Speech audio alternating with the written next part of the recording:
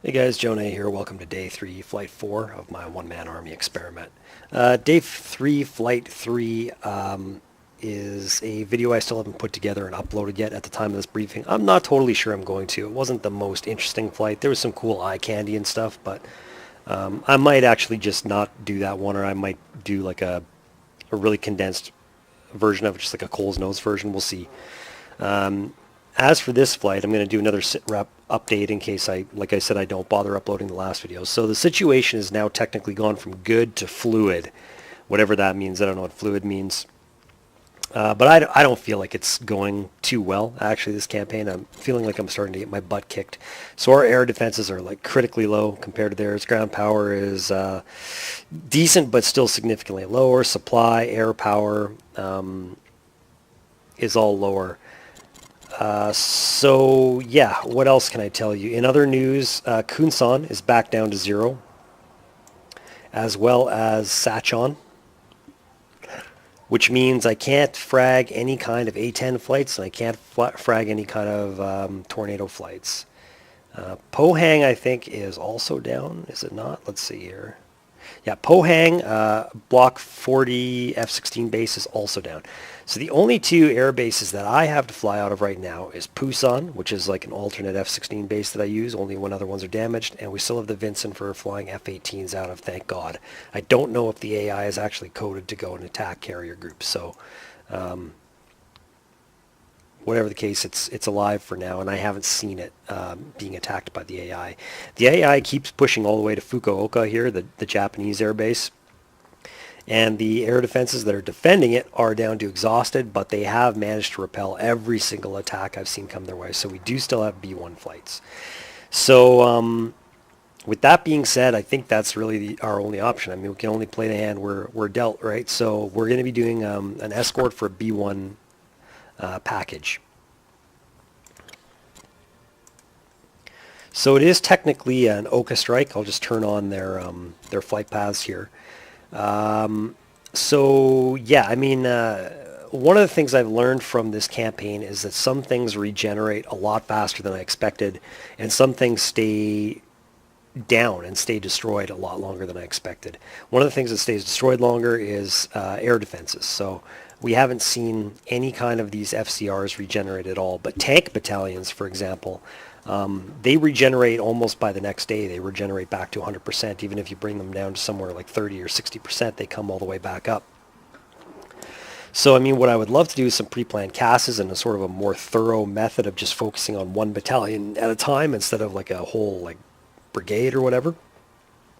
But that's obviously not an option. All we have is the B-1s. So what I'm going to do is I'm going to attack Kangnung again, which is an airbase that we ran an Oka strike on. An airbase that we ran an Oka strike on. I think it was like day 2 or something in the F-18. The airbase came back up within 24 hours. So we're going to go hit it again. The reason being there were quite a lot of MiG-23s that interrupted us on the last flight that, like I said, I didn't post online or anything. But the base itself is also kind of low-hanging fruit, being like right on the coast like this and relatively close to Fukuoka. So we're going to go take that base down again. While I'm out here doing that, there is also this one SA-3 site at the base, which I have still never bothered to take out. So we're also going to take that out. It's going to be kind of like a seed escort. While we are out here in the area, we might as well double tap some of these factories that were only damaged to like 50% or 60%. I think that's this one here. Yeah, 50% on that one, 60%. So some of the B-1s will hit those, as well as this power plant we're going to be going after, which is like a very high value. It is Ulijin nuclear power plant. So we are going to get airborne from Pusan, travel northeast and rendezvous with the B-1s somewhere on their flight plan. They're going to be departing from a northwest heading together with 2-minute departure delays. This is the IP, roughly very close to the Vincent Naval Group. And then from the IP, they're going to be splitting off to their different targets. I think the first group of B-1s is going to be going for Kangnung. Second is going to be going for war production facilities. Third is going to be going for war productions. Four is going to be going, I think, just off to the nuclear. Actually, I might have that totally wrong. So let's check that out. Depart. Oh, look at that. That didn't save. Shit. Okay. Stand by. I thought I saved this all so that it was 2-minute departure delays. I'm just going to fix that and I'll be back real quick. Okay, we're back. I made just a quick edit to the takeoff times of the different flights. So yeah, I was right. The first one's going basically like from a north to south order of flights departing. So what else can I tell you about this mission? We're going to be in an F-16 Block 40. We're going to be doing a hybrid sea to escort. Our loadout will be as follows. Join. So pretty standard seed loadout. We've got 4 times AIM 120s, and I've got 2 times AIM AGM 88s, which are arms, and 2 wing tanks, targeting pod, and we've got an HTS as well, and a centerline jammer. I did kind of think maybe I could just do like an asymmetrical loadout, just bring 1 harm, just use it on the SA-3, not bother, and it would give me 1 extra AMRAM to cover the B-1s. But I want to bring 2 just in case, for some freak reason, if my first harm misses on the SA-3, I can forget about the SA-15 and use that second harm on the SA-3. I think that is just about it for the briefing. We're obviously going to expect a little bit of resistance from MiG-23s scrambling to intercept us. Yeah, I don't know. We'll just have to play it by ear. Our advantage for this mission is we will have the ocean to our back, so we should have all the threats kind of on one side of us. And hopefully those 4 AMRAMs are enough to give us a successful escort. Okay, so yeah, I think that about covers it. Yeah, so I guess we'll see you guys in the pit.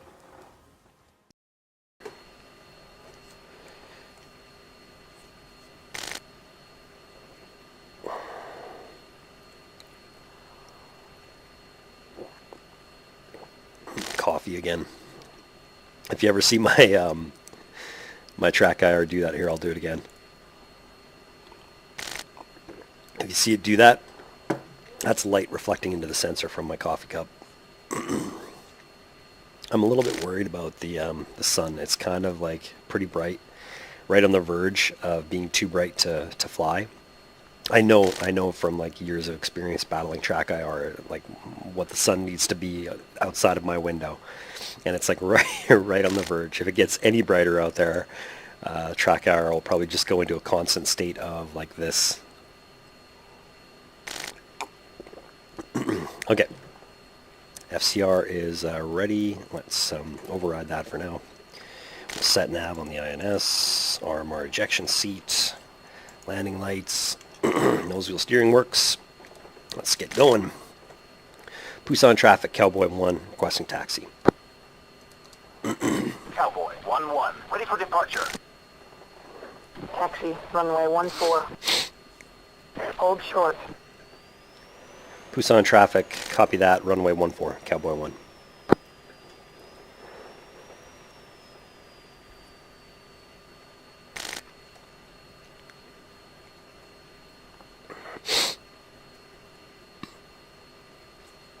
And while we're rolling, I guess we could set up the intra-flight data link. Okay, so as usual, we'll put the flight leads into the second column, 11, 21, 31, and 41. Those are the flight leads of the 4 B-1 flights that we'll be escorting.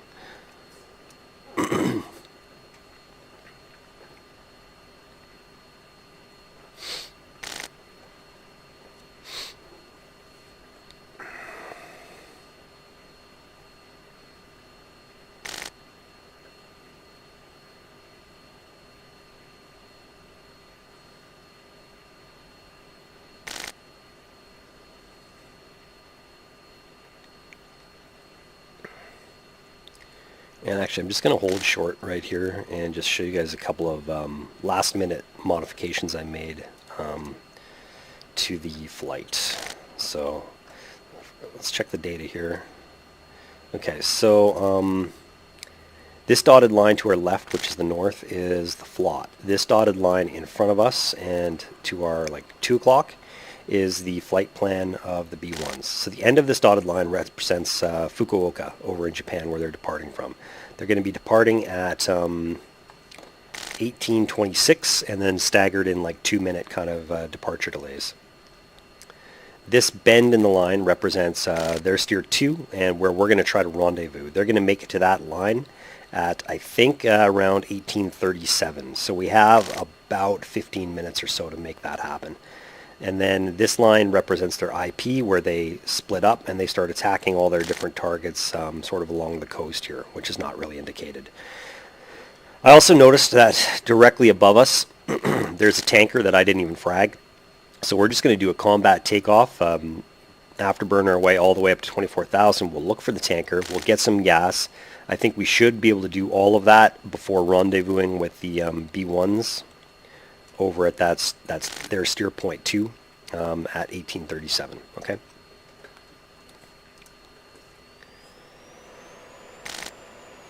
Busan traffic, Cowboy 1 taking active runway 14 for departure.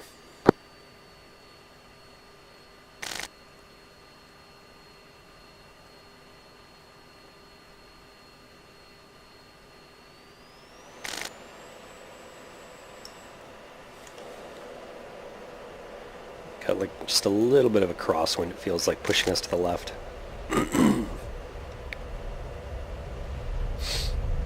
We'll rotate about 150.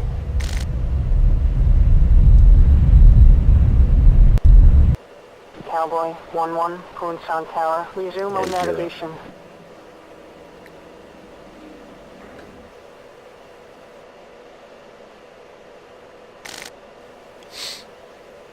And we'll start pitching up aggressively at 350. Look for about, 25 degrees nose up and see how that feels.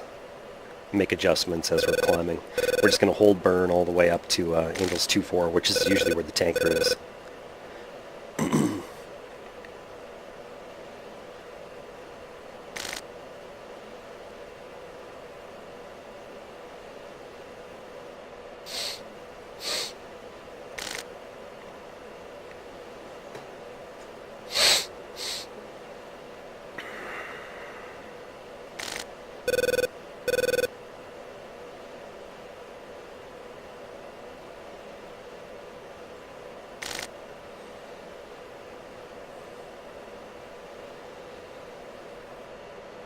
And coming up through Angels 1-5, speed's still pretty good, but starting to drop actually, so we'll nose over for 20 degrees.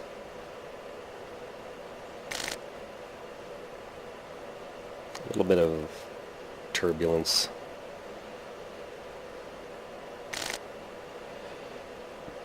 Nose over for about 15 here.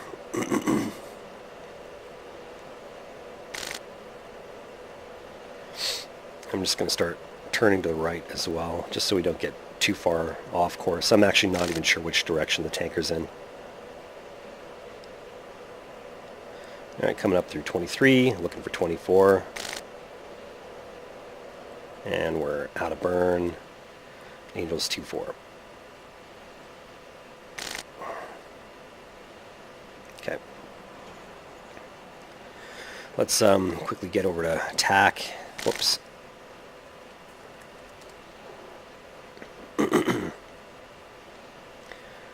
Chalice, Cowboy 1, single ship, F-16 Charlie, Block 40, departing from Busan. We are Escort Package 1027, looking for vector to the nearest tanker. Chalice 1, Cowboy 1-1. Request vector to tanker. Cowboy 1, Chalice 1, tanker, Camel 1, bullseye 140, 140 miles. Backhand channel 63 Yankee. 140, 140 miles. That's just off to our right, 63 Yankee. Chalice, Cowboy 1, 63 Yankee. Copy.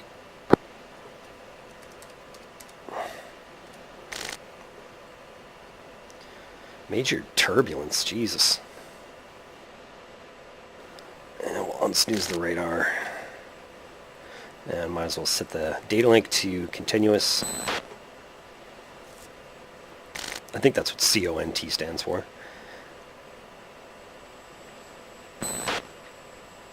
Jesus, this wobbling. Maybe we're just going too fast or something.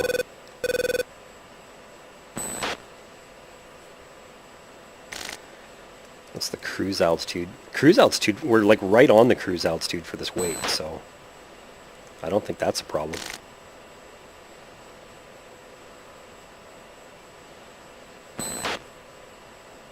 Okay, there we go. Wobbling stopped. Where is this? Should be directly dead ahead of us, right around here. There it is. Okay, contact. 40 miles off the nose. He's sort of flanking.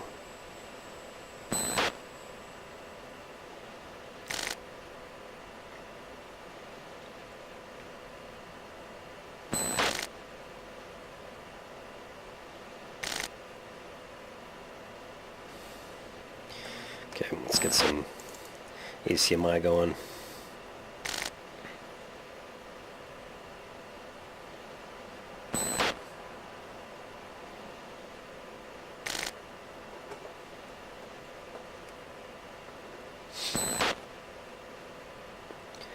Chalice Cowboy 1, request picture.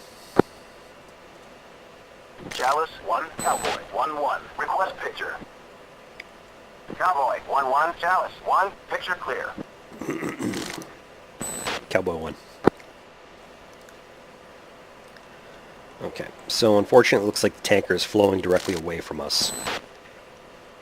And there's not much we can do to catch up to it with this kind of drag and weight. So we will just kind of continue to flow towards Camel and wait for them to turn around on their track.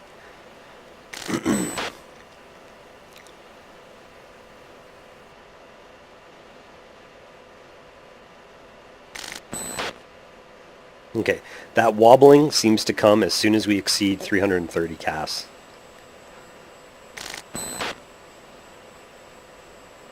Yeah, pretty much 330. I'm just going to set an altitude hold right about here. And we'll try to maintain between 320 and 330.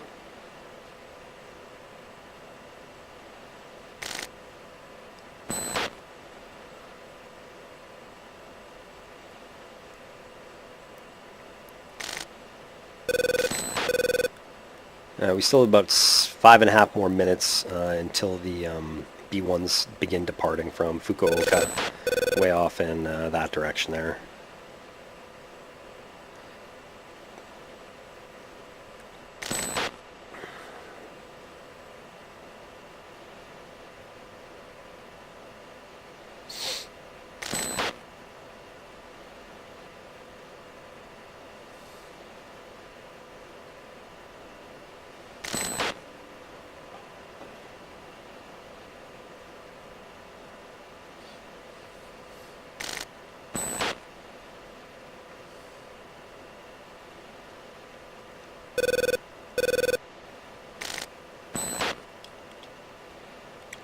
Still no TGP. Okay, we got strobers as well. That's not a good sign. I just saw them at about 80 miles, 11 o'clock. Oh boy. I really need the tanker to start coming back my way, and hopefully those strobers are just kind of concentrating on something north of us.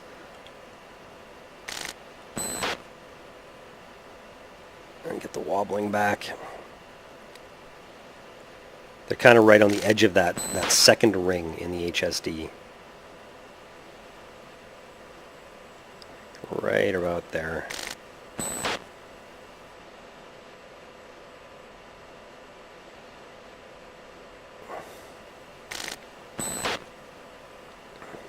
That's bad. If they get close, we might have to go air to air and verify if they're fighters or something. Okay, tanker is starting to turn.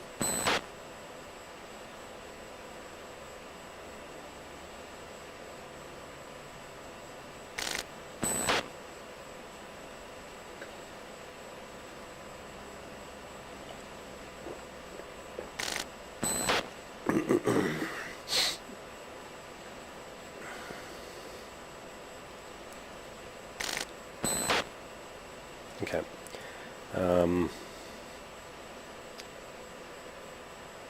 Well, if those are fighters, hopefully these Patriots and stuff behind us help us out. Okay, Camel is 22 miles. We've got TGP and a TG point. I'm going to snooze the radar.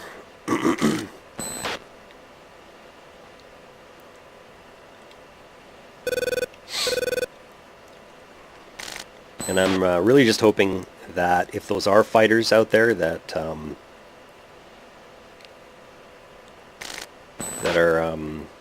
our surface-to-air missiles take care of them. Okay, 15 miles.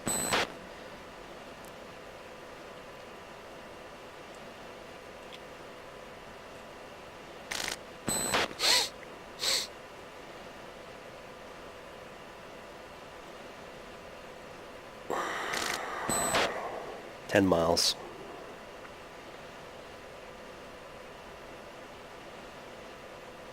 And we've got visual through TGP as well as with our eyes. Right over there.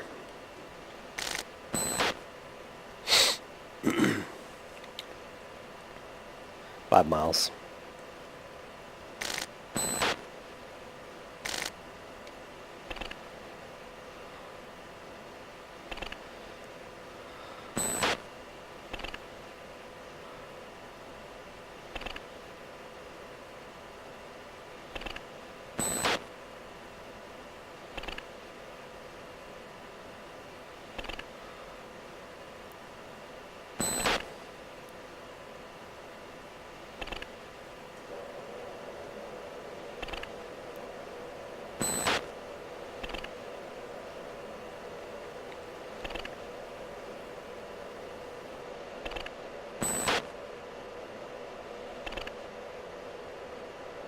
Take off this altitude hold here.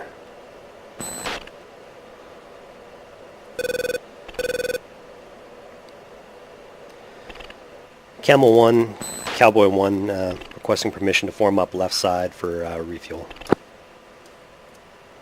Camel 1-1, Cowboy 1-1. Request clearance to refuel. Cowboy 1-1, Camel 1-1. Copied. Cowboy 1-1, Camel 1-1. You are cleared to pre-contact position. Cowboy 1. Okay, so if I know the AI, they're accelerating now from 270 to probably 300 CAS. So we'll just creep forward at about 320 or 330 here and just form up left side.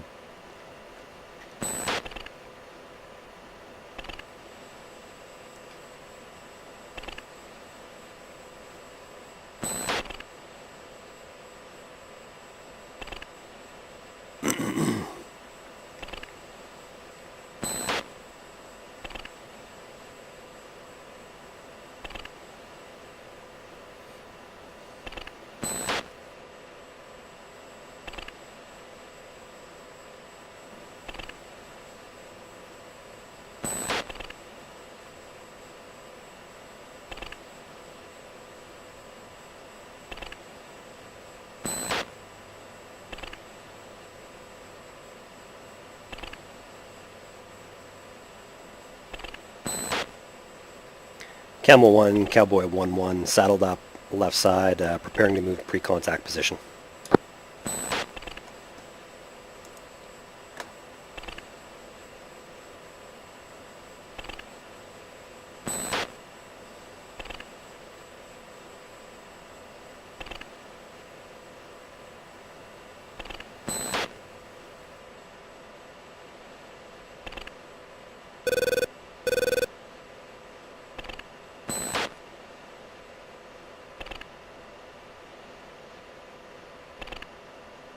Now we're just waiting for Camel to clear us to contact.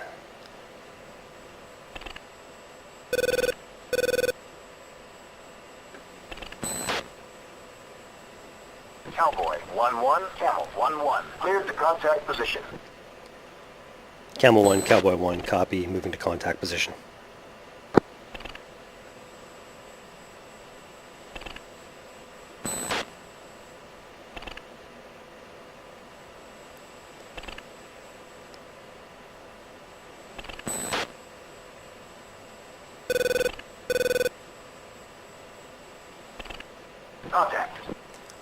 Cowboy 1 contact, good flow.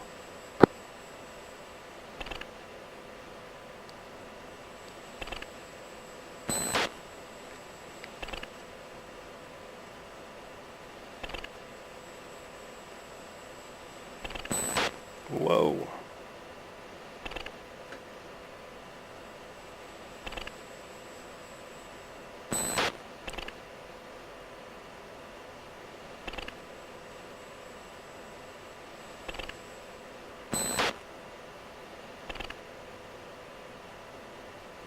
Oh.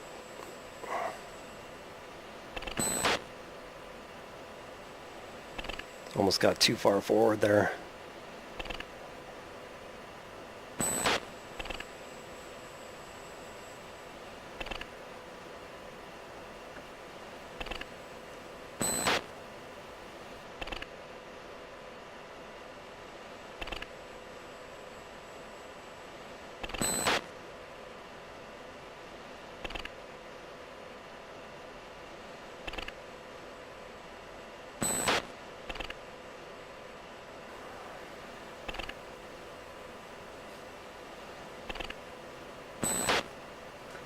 Oh, Disconnect. that was like a major speed change that Camel made there. Probably because of the dynamic weather. Sometimes the tanker does crazy stuff when we move from like one grid of the weather to another. I could probably just like give it up anyway. We're only 700 pounds short of like being totally full, but... Disconnect. Really? Okay, I thought it was 12.7. Never mind. Cowboy 1, moving off right side, disconnected.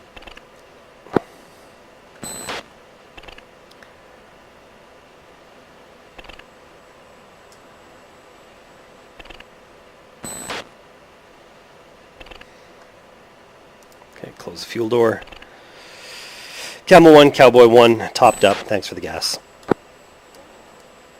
Camel 1-1. Topped off and ready to go. Roger. Okay, let's come left to heading 090. And just start flowing out east towards the rendezvous point. We'll activate the radar and might as well fence in here.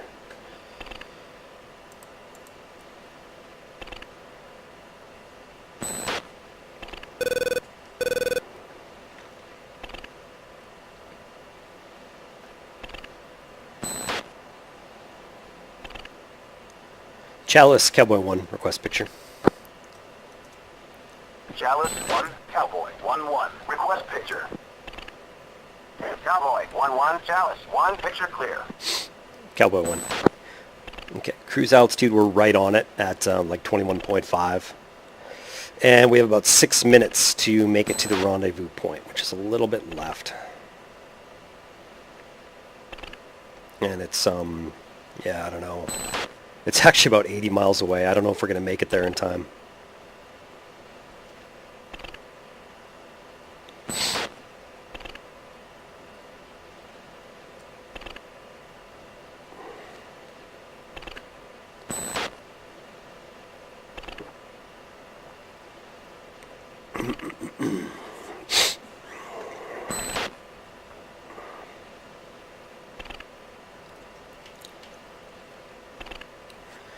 We're past 330 CAS and not getting the shakes anymore. I don't know why that is. Like, Falcon's a mystery sometimes. Maybe because we're fully fueled up, it's like balances things out a little bit more. I don't know. We'll just stay in Buster though, since we need to make up some time and see how fast we can go before the turbulence start again.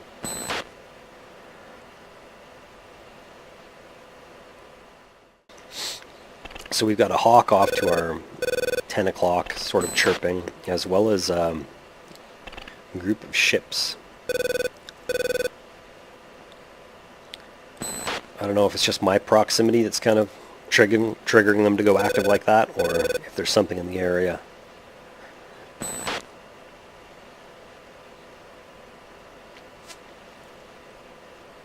I don't think we're accelerating anymore. 417 seems to be like the max speed at this altitude with this weight and drag.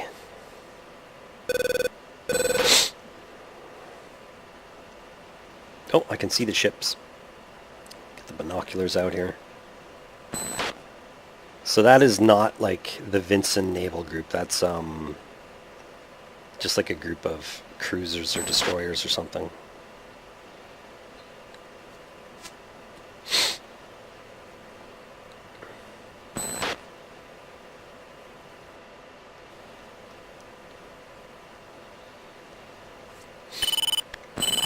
Okay, we got data on the first B-1s right in front of us. Yeah, we're not going to be able to rendezvous with them in time, so I'm going to come left and try to cut the corner on this flight plan.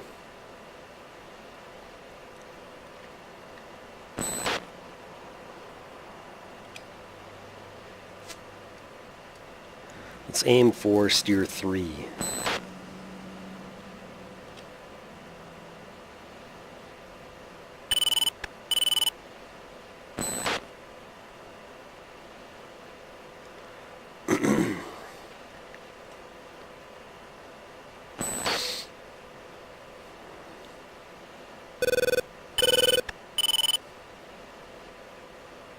Yeah, B1's on the RWR. I got 2 groups on the data link now.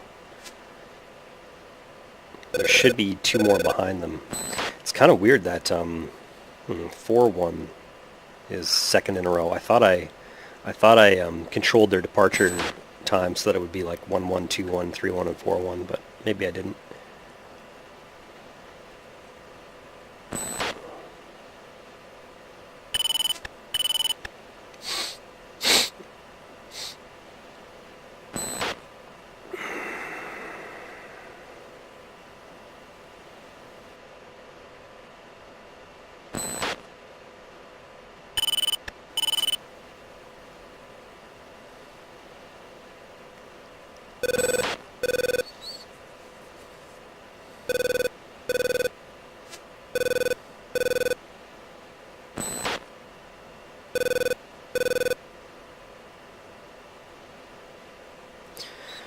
You know what, I'm going to lean right a little bit. I want to get a radar lock of one of these B1s just to get a speed check.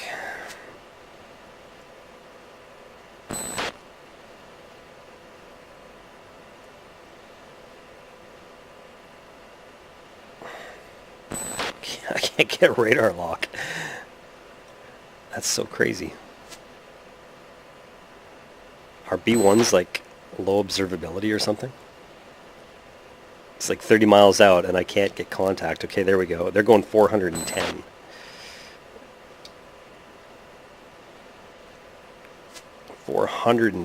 That's basically my speed, so there's no way I'm going to really be able to shoot ahead of them unless I use some afterburner. And get strobers at our 10 o'clock. I'm about 70 miles out.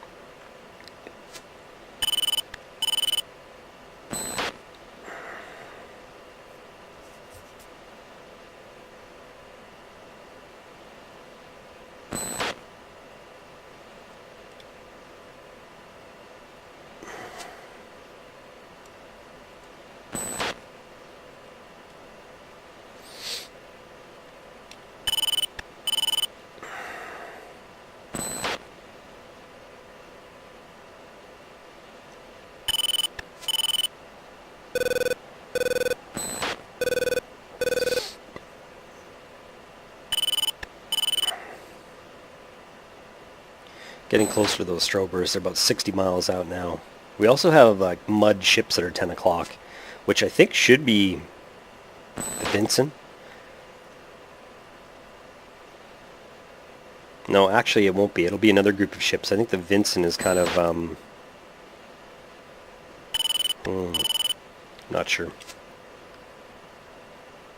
Either out in front of us a little bit further from the coast than what that mud indicator is.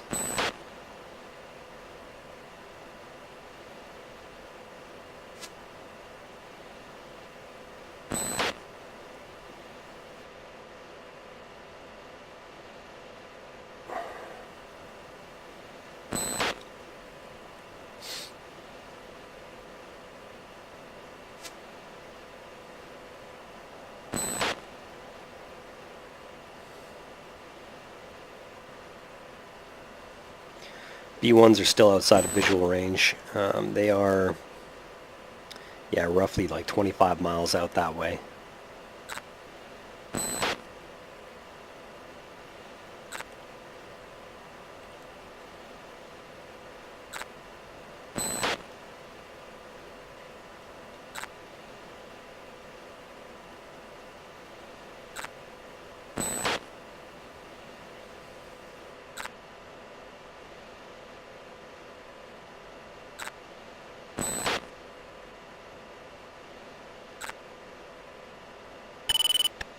Can't see the other group of boats.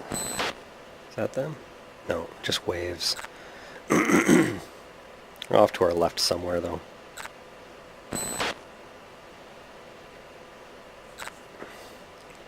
Can't tell if we're getting closer to these strobers. It kind of doesn't feel like it. It feels like they might be flowing away from us. Because if we're gaining on them, it's kind of slowly.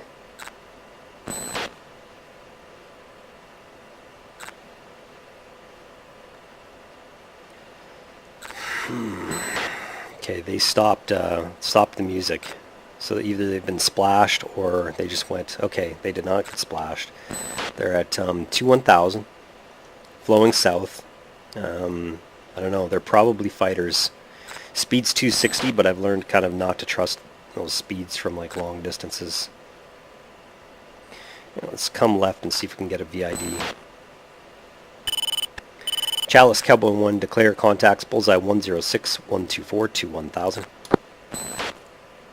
Chalice 1, Cowboy 1-1, declare. Cowboy 1-1, Chalice 1, contact confirmed, hostile. Okay, so it's hostile, Cowboy 1. Looks like a 2-ship.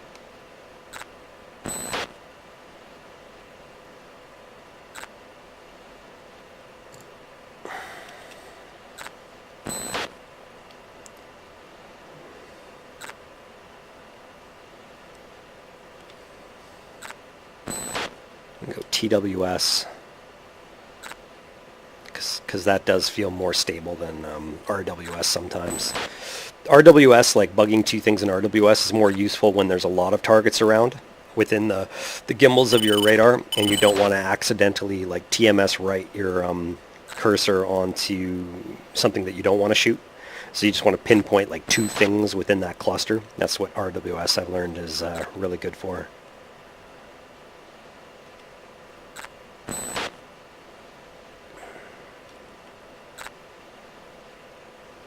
Okay, they're 28 miles out, speed still showing 250, 2-1000, flanking. Still no tally on the TGP. They look like they're kind of turning cold on us, actually.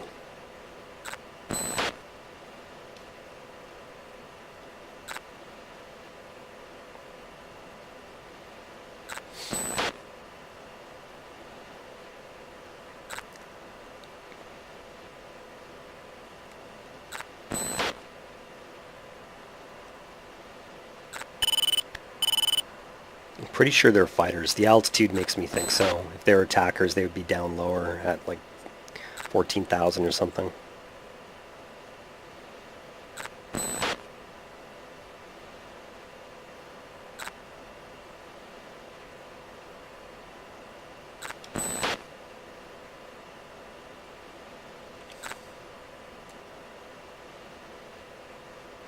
Okay, I'm actually going to select the steer point for the SAM site at Kangnung. So we're 83 miles out from that. We'll look for Mud 3 as we get closer. The B-1s are going to hit their IP like very quickly, I think. Yeah, I think actually the lead group already has. You see them splitting off towards Kangnung.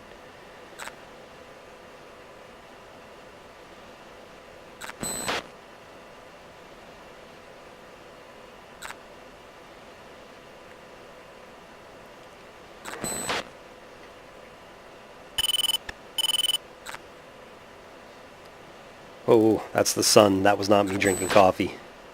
That's bad. I don't want the sun to wreck this flight right at this time.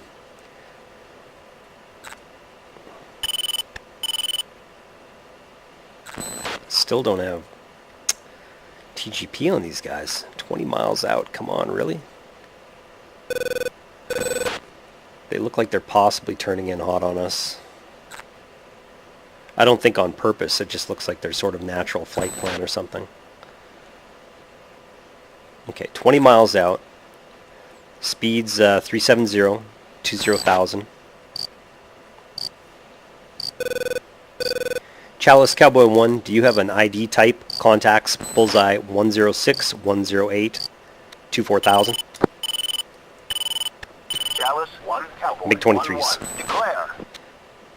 Cowboy 1-1, Chalice 1. I'm going music on. Oh boy. And there's the sun. Okay, 15 miles out. Speeds 350. Hot at 21,000. And Fox 3 in the lead. 1, Fox 3 medium. Fox 3 in the trailer. 1, Fox 3 medium. 1, Pitbull. Okay, the lead's maneuvering. And the trailer's maneuvering.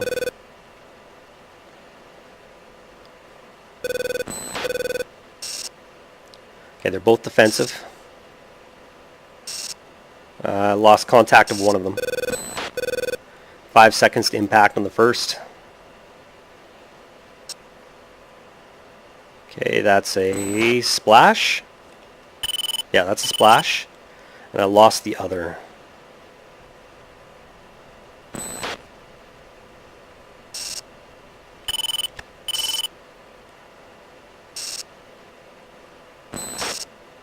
Okay, there's I think the other splash, or just the first guy exploding. I don't know. Though they both felt like really good shots, though, so I have to assume that was good splashes. Chalice Cowboy 1 Grand Slam 2 times MiG-23s. Okay, so we got Mud 15 dead ahead, but we should be too high for them to engage. B-1s look like they are in on Kangnung, and they're about 40 miles out, so that's Kangnung, the diamond on the FCR.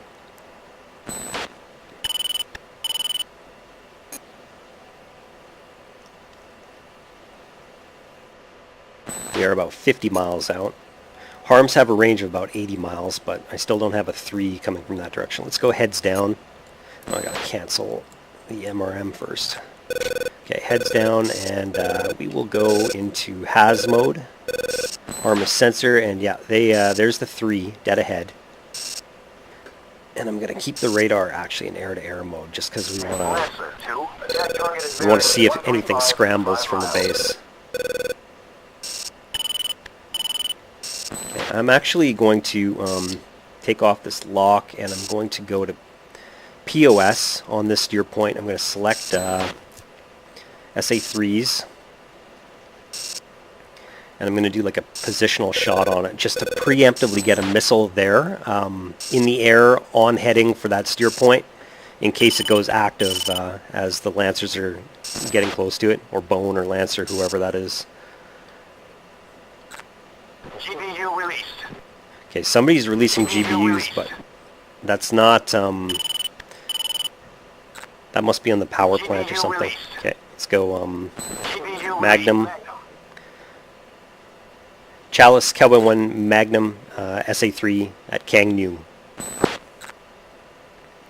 We'll just trim out a little bit to the left here.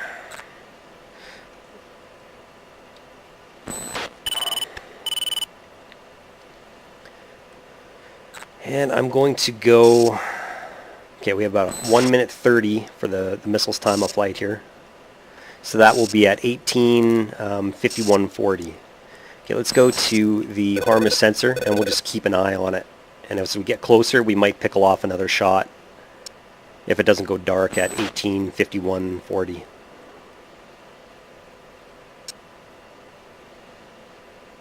Oh boy, there's the sun. Okay, I gotta pause it. I might have to like fiddle with the curtains here, and I'll go get another coffee or something as well. So just stand by. I'll edit the video here, and we'll come back in a minute.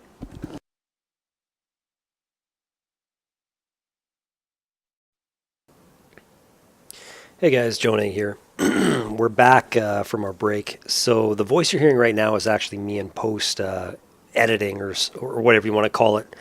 Because when I came back from my break, I actually forgot to lower my mic from my headset. So for the next, like, I don't know, 20 or 30 minutes of this flight, my voice is muted. And I'll realize it like later on in the flight. But for the next while, I didn't want it to just be like game sound effects. I want to give you like an insight to my kind of thought process as I'm doing this. I think some commentary makes this a little bit more interesting, so I'll do that. So I just finished hanging up like a blanket to kind of block out some of the sun. Got myself a coffee, and we're going to unpause the game here. So right now I'm just kind of like recapping what we just did. I'm explaining that we have the SA3 locked up. We have a Magnum kind of outbound on it. We've got the air-to-air radar mode on the left MFD with the cursor right over Kangnung Air Base. And we're scanning down low looking for any kind of MiG-23s that might scramble. We know the approximate time of flight of the missile is going to be impacting at 1851 something. I can't remember actually now. So another minute or so until impact.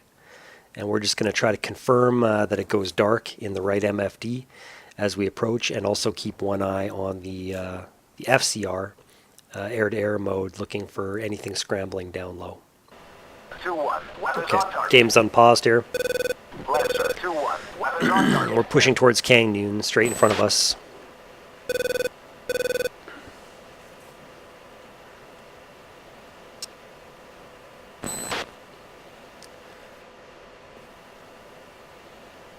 And there we pick up a couple contacts departing from Kangnung, so scrambling to come up and intercept.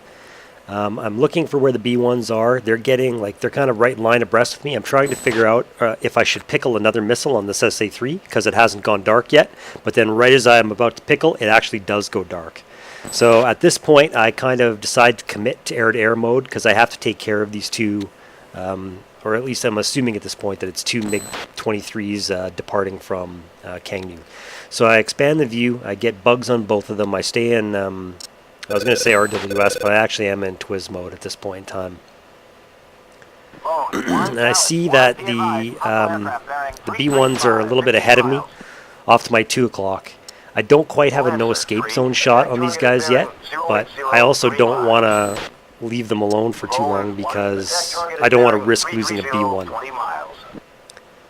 So I try to figure out the right time to pickle off on these guys, and I decide to shoot from a little bit beyond the no escape zone.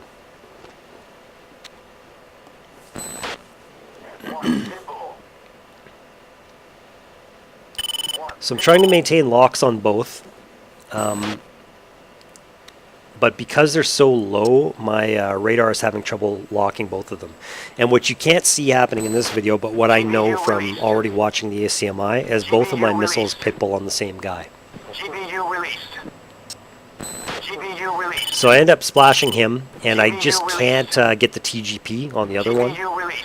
So at this point, I'm thinking, I think I splashed both of them, but I'm not sure yet. 335, 10 miles. And I'm still getting nails 2-3, but that's not totally uncommon. Sometimes you can pick up like a ghost kind of artifact signature from them until their plane like fully like vaporizes in the game. So I'm not sure if I've splashed them or if he's still alive, and I'm just waiting for the signature, but I'm starting to suspect that one of them is still alive. So I'm pointing my nose back at him. I'm jettisoning that last Magnum and all my extra dead weight fuel tanks and pylons. I'm in ACM slew, and I'm looking down low trying to find the MiG-23. At this point in time, I'm actually overflying him. I have no idea, and I see him behind me on the RWR. So I decided to just go full burn and kind of blow through and get some speed before I turn back in. Because last time I turned back in too early, I got killed. I see him like right on my tail there.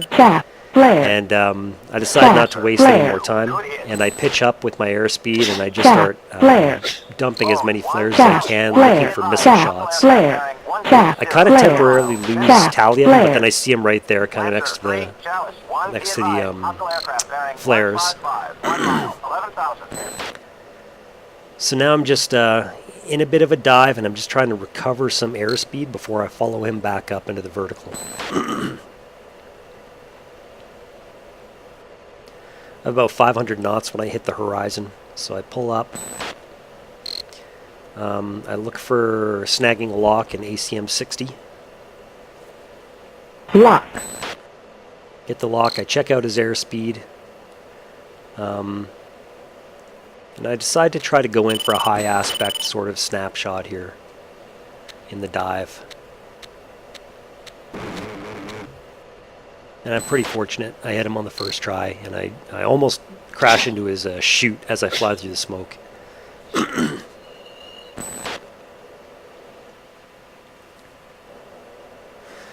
So now I'm just trying to reorient myself and get eyes on Kangnung to see if I can get a bit of a battle damage assessment, a BDA on it. Just because, you know, more MiG-23s could be scrambling, I don't know about. So I think I'm also resetting to bingo because I've gone Joker. So I pick up tally on Kangnung over my right shoulder there. I do a little bit of zoom work with my virtual binoculars. I can't see any damage on the runway, but they've obviously struck the base in some capacity. Sometimes damage on the runway doesn't actually show up in the game from a distance. So I'm just kind of assuming for now that they were successful in striking it. And at this point I'm sort of flowing out back south towards the package, and I notice that one of the B-1s is still inbound. So this one is just, I think, the last in the queue, probably inbound on a war production facility just a little bit south of Kangnung.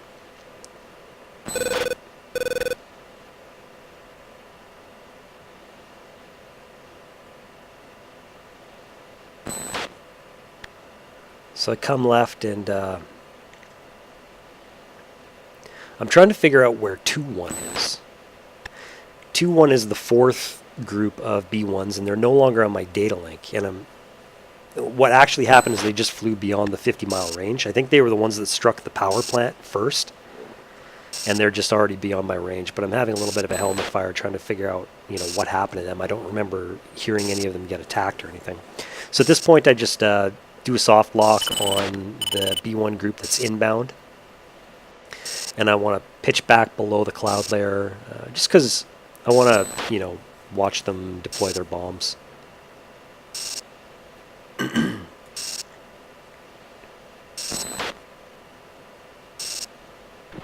3, attack target at bearing 205, 4 miles.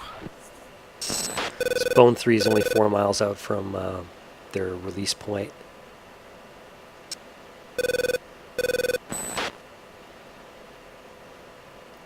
And I've got the TGP point on, I think it's the wingman at this point in time.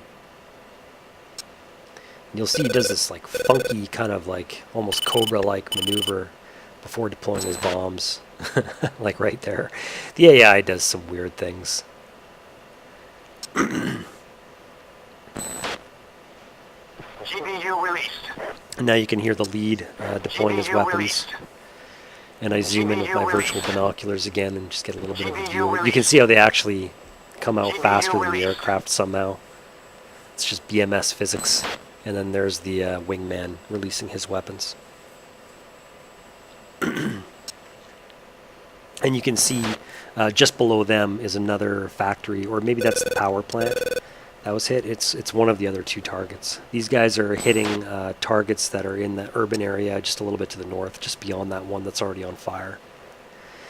So I swing around and I just kind of have one eye to the ground because I want to sort of see these shacks. It's always satisfying, you know, seeing the actual splashes when you've been working so hard to get these B-1s to where they need to be. And there they are down below us. So I just did a quick call to Sentry, and the area appears to be clear, but you never know because I think Chalice, it's not Sentry, it's Chalice. Chalice is actually pretty far away, and sometimes they can't actually scan the area very thoroughly, and they just say the area appears to be clear when totally could not be. But at this point, I think it is. I have no nails. Kangnung seems to be down. So I'm thinking as long as, you know, some kind of rogue group of MiG-29s doesn't fly out here and come get me, we should be safe.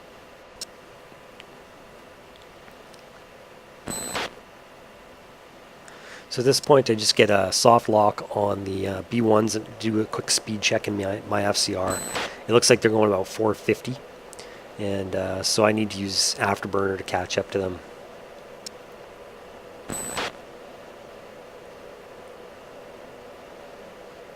I come out of burn a couple of times, but at this altitude, there's just too much drag on my aircraft to maintain, you know, a lot more than 450 without any kind of afterburner.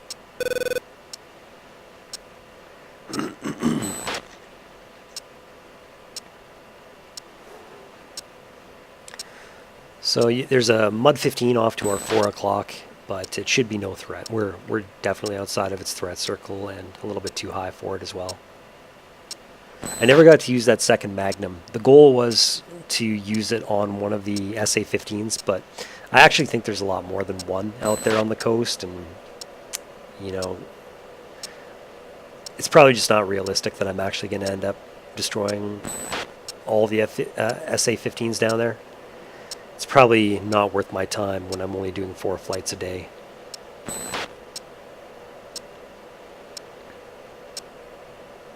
So I'm just continuing to use Afterburner to try to catch up.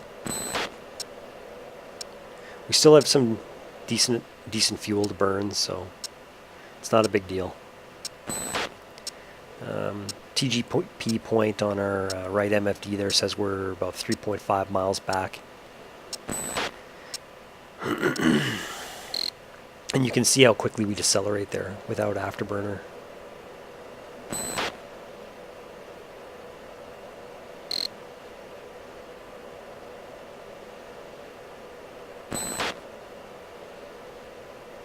Quick fuel check says we're at 4.1. So we're still about 500 pounds above bingo. Our job's almost done, so I don't mind burning some gas to catch up.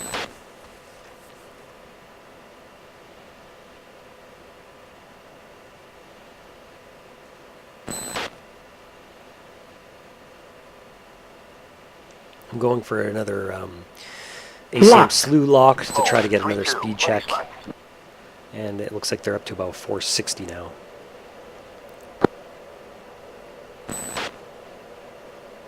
And I just call out a virtual buddy lock to my, or call out a buddy lock to my virtual buddy up there.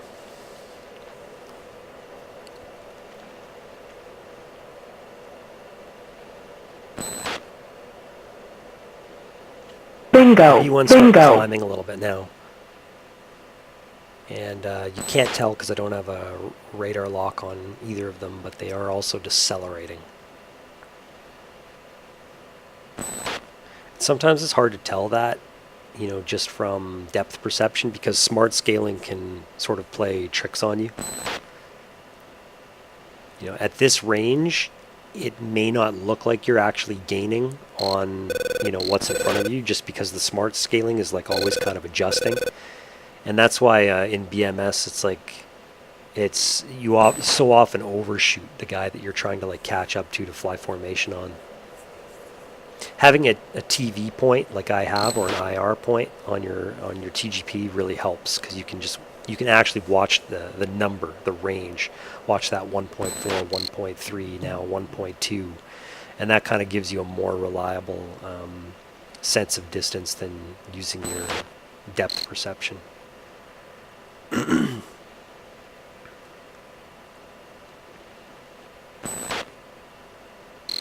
So I'm gaining pretty quickly now and just kind of doing some S-turns to sort of increase the distance that I'm traveling, which is sort of like a geometric way of, you know, slowing your closure rate.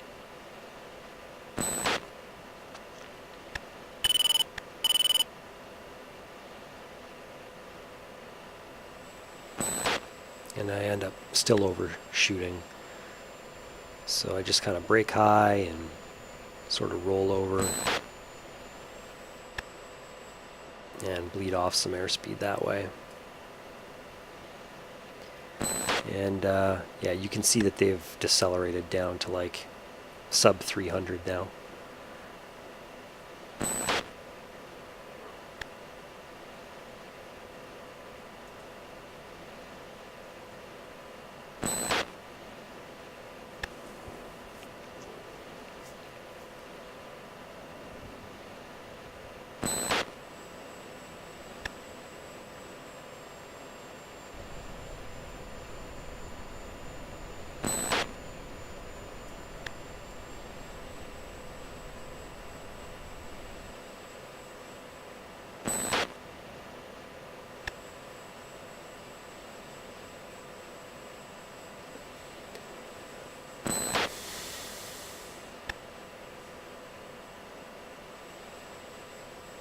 So now I'm just flying tight formation with the B-1s because I don't often get a chance to get this close to B-1s.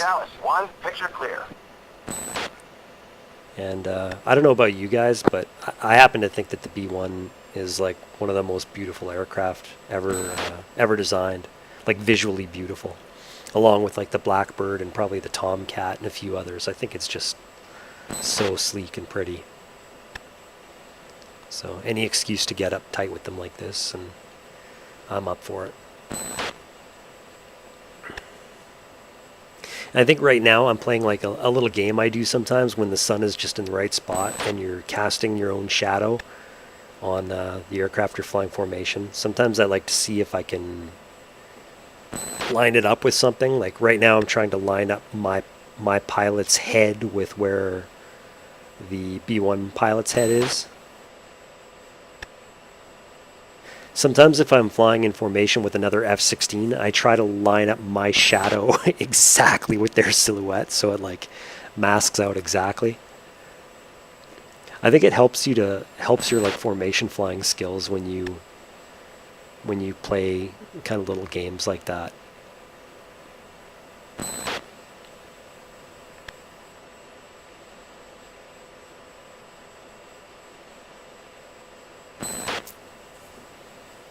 So now I'm just deciding to kind of go under and take a look at the model from the underside. And I noticed that the bomb bay doors are still open on this guy. Maybe they don't close after they release bombs. I've never noticed that in BMS before.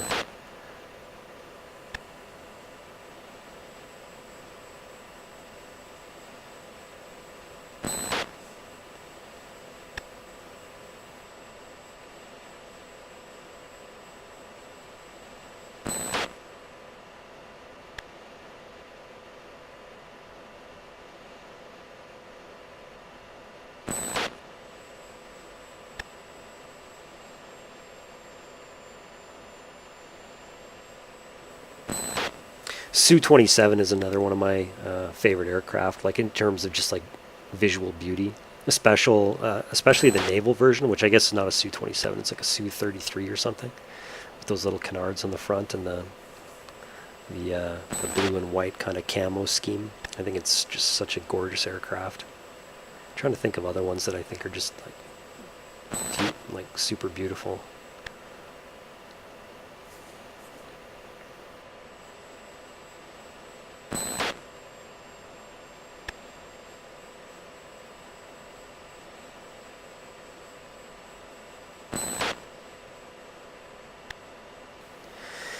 So at this point I'm kicking right because I have this theory, like I keep getting mission failed on my escorts even though I'm not losing anybody. And I have a theory that it's because I'm not overflying that triangular steer point in the flight plan. So I intentionally placed the triangular steer point in a place where I could like overfly it on my egress route.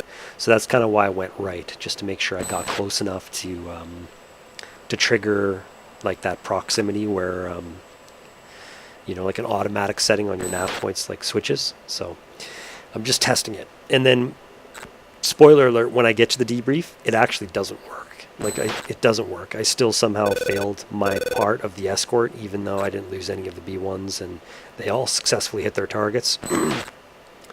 So, yeah, I'm not really sure. I could probably Google it and just, like, figure out what conditions you need to meet to have, like, a technically successful escort, but I don't know. If anybody watching this video knows for sure and knows something I'm doing wrong when it comes to escorting, feel free to leave a comment. I think I realize in the next couple of minutes that my mic has been up the whole time, and I'll bring it back down. I'm not sure when that exactly happens. It happens just in the next couple of minutes or something. So I'll probably just end this like post-commentary version of JoNay for now, and leave you with the beauty of the B1, and yeah, my actual virtual pilot will welcome you back. Take care, guys.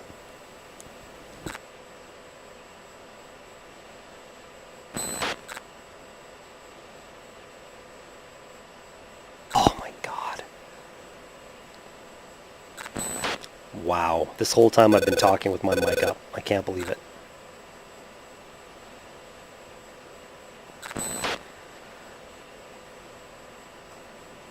I don't know if any of that audio came through. I think I had my mic up and it's been muted this whole time.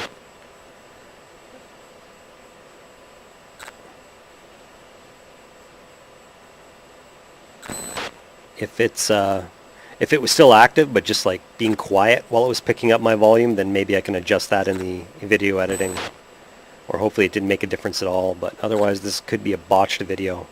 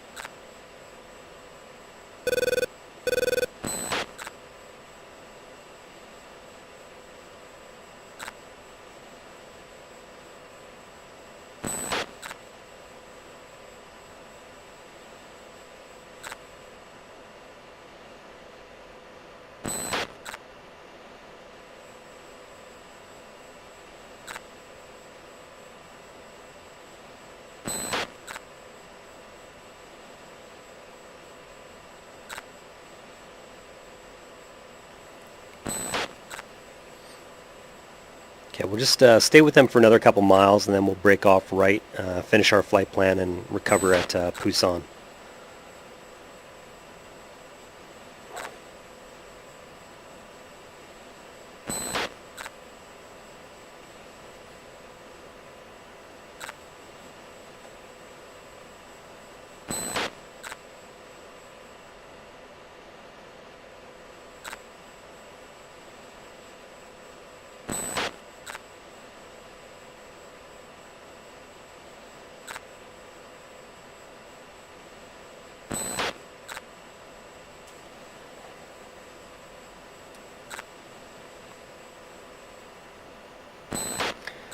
Chalice Cowboy 1 is RTB at this time to Busan.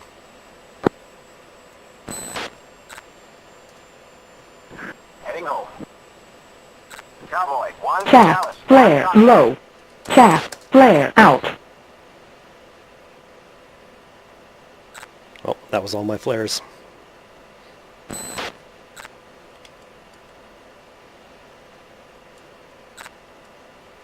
Okay, we'll just select Busan there, dead ahead, about 100 miles, and we have 2.6 fuel to get us there.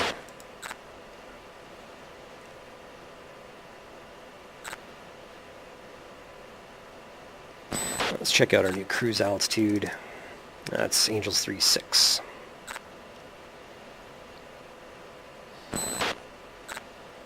We'll go in and burn, and we'll burn out till we hit our second bingo, 1800. And then we'll come out of burn and just kind of cruise the rest of the way home. We should have enough fuel.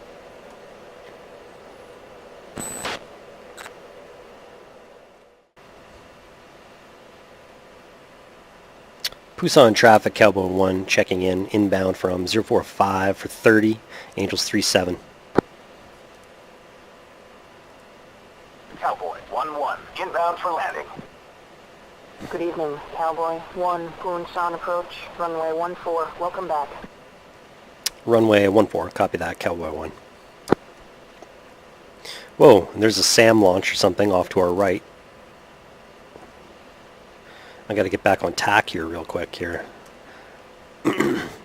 Chalice, Cowboy 1, request picture.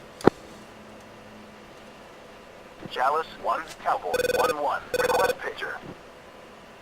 Cowboy 1-1, Chalice 1, picture is multiple groups. Air suspended at bullseye 130, 140 miles, 25,000. Holy crap, that's close. I have no fuel to fight them, no missiles, so I'm just going to kind of dive and try to keep my distance a little bit.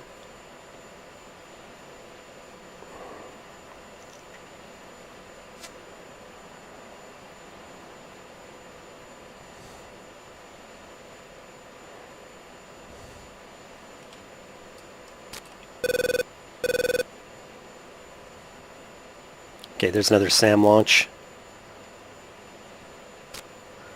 Okay, so it looks like the Patriots over by Busan are defending us at least. That's good.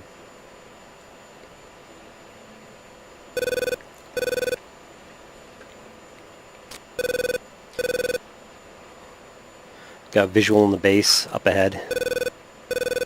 Just right off the coast.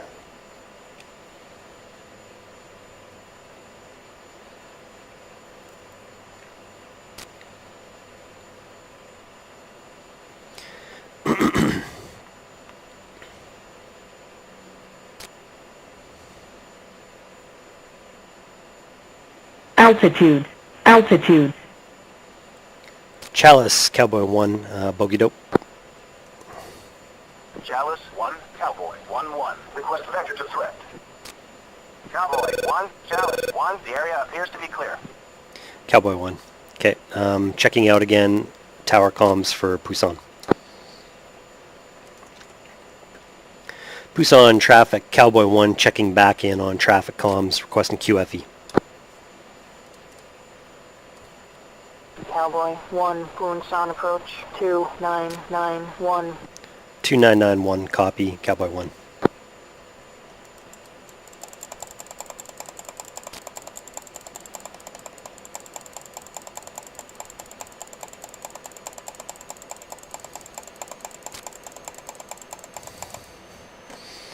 Okay, we're looking for about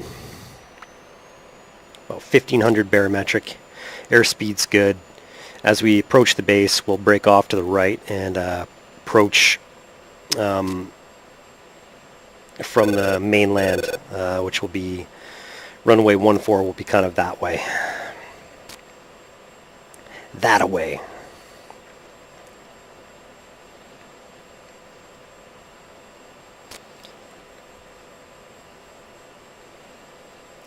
Okay, downwind will be heading 320.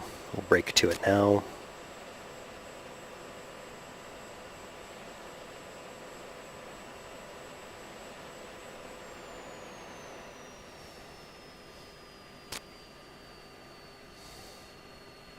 Okay, we're a little bit close to the base, so let's kick out right just a little bit. About 20 degrees.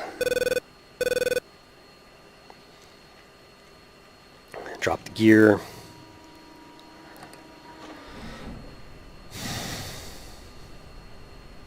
Okay, that's pretty good. Nice approach.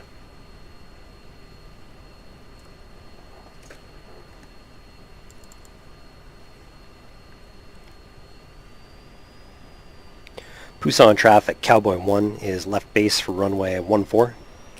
3 green, full stop.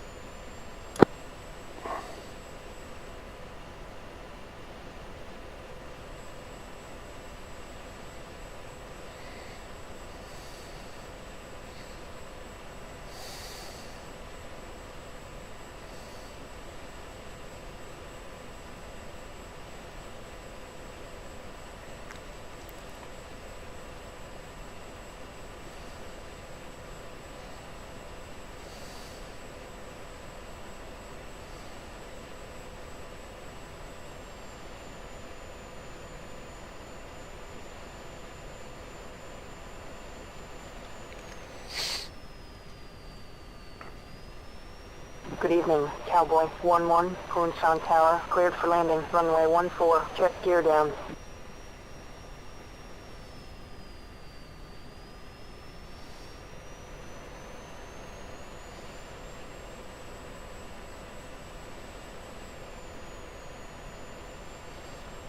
Okay, and we're on glide slope.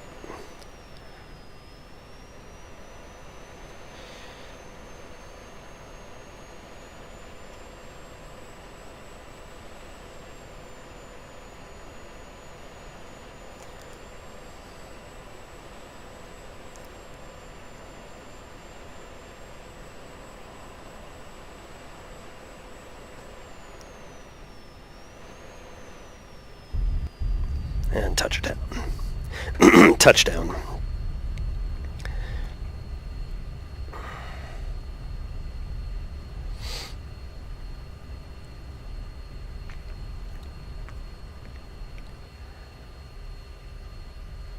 Got something stuck in my throat right when I said touchdown there.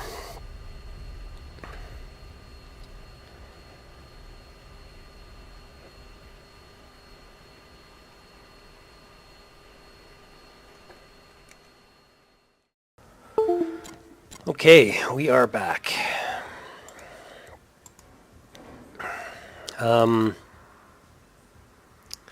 Weird, I got failed on protecting package elements from enemy aircraft, even though I broke off to go to that weird triangular steer point. Still got failed. I don't know why. But it was a success that they struck Kangnung, so that's cool. I hit the SA3, so we can also remove that from the map now. That's pretty cool. It looks like, strangely, every B-1 flight got kills. I don't understand why we could only see 3 of them on the data link and not all 4. There's 4 flights of them. There was Bone, that's 1. Bone 1, that's 1. Lancer 2, that's 2. Bone 3, that's 3. And Lancer 3, that's 4. There should have been 4 flights and I could only see 3 on the data link. God, am I just blind or something?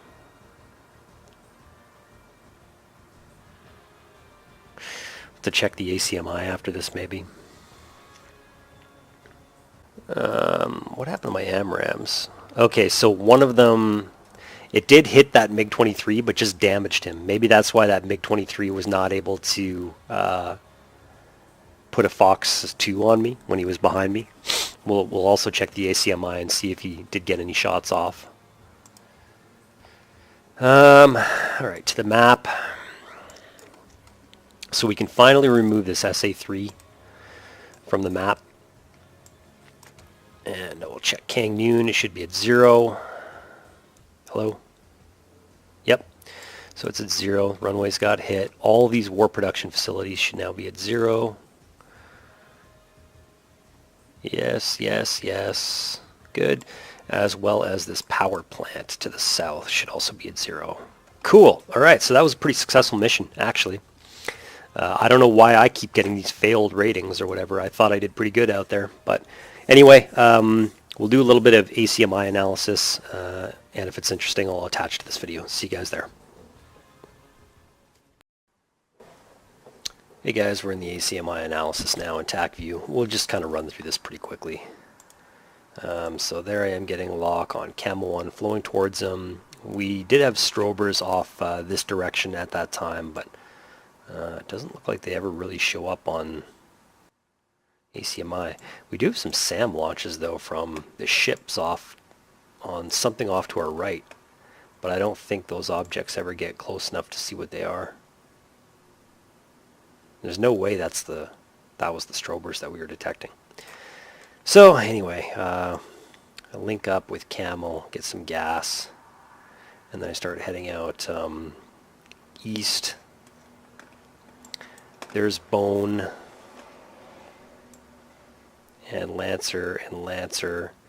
I think at this point, have they already hit their IP? They must have. Oh no, that's just Steer 2. Sorry, it was just kind of an optical illusion. So they're making their left-hand turns. It's weird how like the gap between Bone and Lancer 2 is so much different between them and Lancer 3. And where's Bone 3? Bone 3 got like delayed big time. There was 2-minute departure delays between all of them, but I don't know. Somehow they didn't really maintain their flight plans very well. So then I pick up the MiG-23s off my left gimbal. They turn cold. We keep pursuing. I think this is a pretty standard double pickle, double kill from about 10 to 15 miles. I launch missiles. I don't think they even get shots off. And my missiles have like tons of energy. There's no way the MiGs are going to defeat those.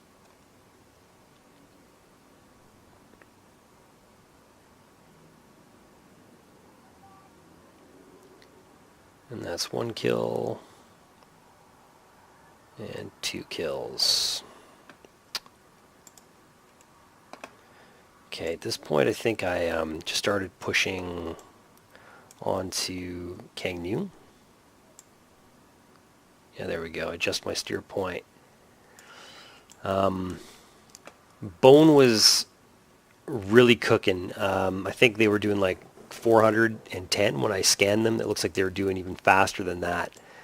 So I think I put a preemptive shot, like a positional shot, on the SA-3 at Kangnung. They weren't even emitting at that time, but that's kind of what POS mode is for. You put like a preemptive shot out there, with the intention that if this site does go active in between the period of time when you launched and the period of time when Bone kind of gets to inside the threat circle, then the missile will kind of track onto the SA-3.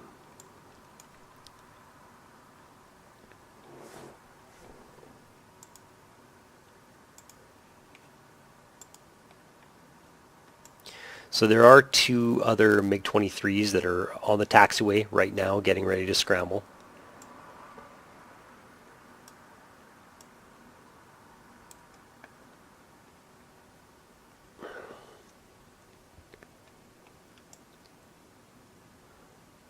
Bone looks to be about 20 miles out, so still a little bit outside the threat ring. But the radar, the low blow here, must have been emitting enough for the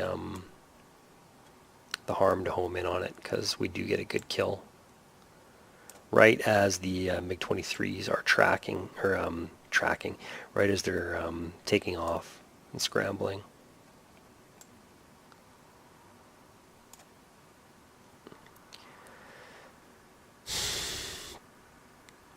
So I get lock on both of them, and then I pickle off missiles on each of them, but you'll see that both of the missiles track onto one guy. So either I kind of screwed up the lock when I pressed TMS right. Maybe my radar dropped one of the locks by that point, or it dropped one of the locks during the missile's flight, and both of them just went on the same MiGs, or the same MiG.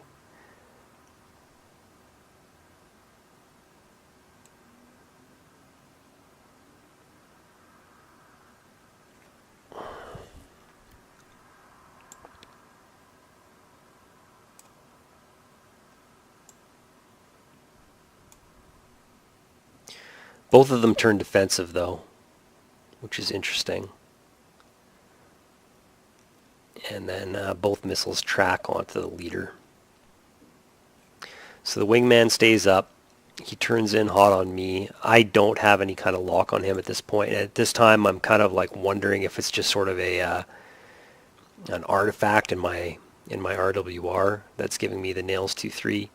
The Lancers are deploying their bombs. I'm trying to get slew mode lock on this MiG down low, but I'm just unsuccessful. And he comes up right under me. I'm actually pretty lucky that he didn't shoot. 3 miles out. I'm not sure why he didn't put a heater on me.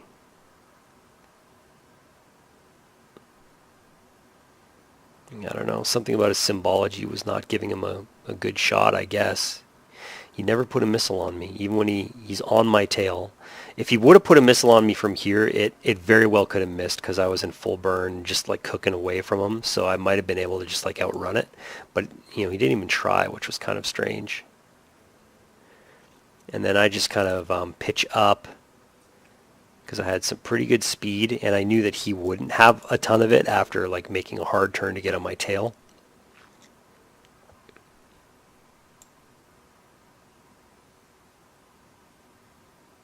So we're 2-circle in the vertical, and I'm being like conservative with this pull back up. I want to make sure I get a ton of airspeed before I follow him up.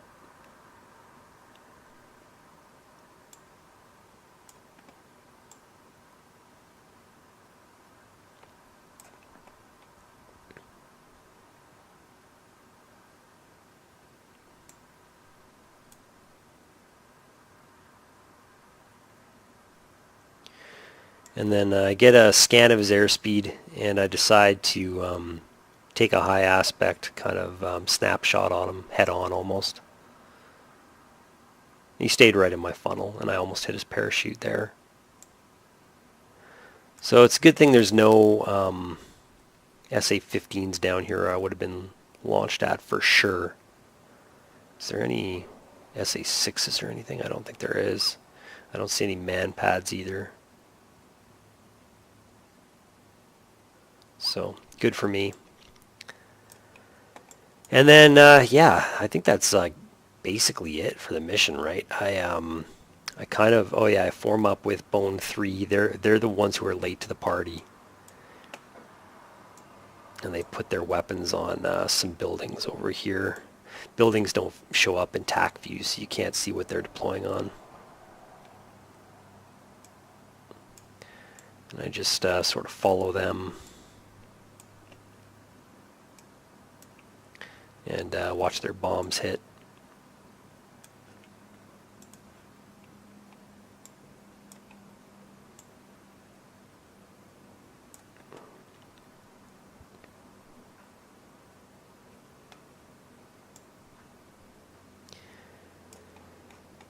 And then I just form up with Bone 3.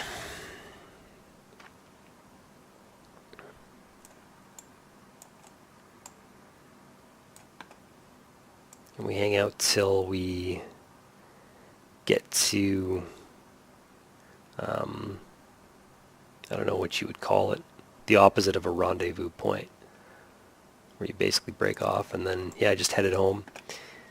And then, you guys saw in the video that I caught visual on some SAMs kind of coming up through the clouds. What were they launching at? Okay, so there was a 2-ship group of MiG-29s escorting a It was probably a 4-ship group of Su-25s. It looks like it's just a 3-ship right now.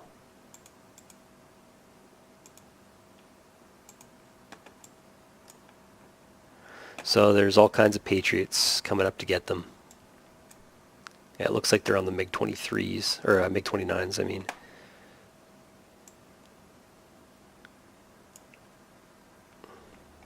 I don't know how AI gets sight of these missiles. Like, you would never suspect that one was inbound on you like that.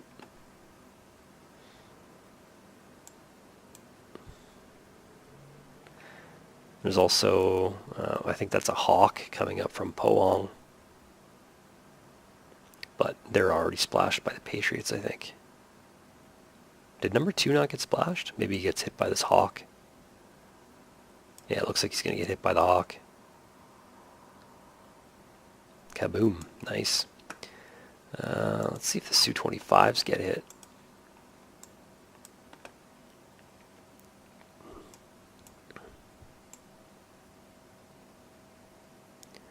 I guess they're allowed a free pass. Oh, they're getting shot at by the naval group.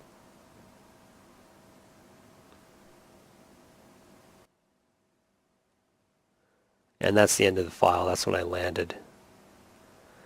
So yeah, they never actually got hit by that naval group of cruisers out there, and I'm sure they're continuing on to Fukuoka over here.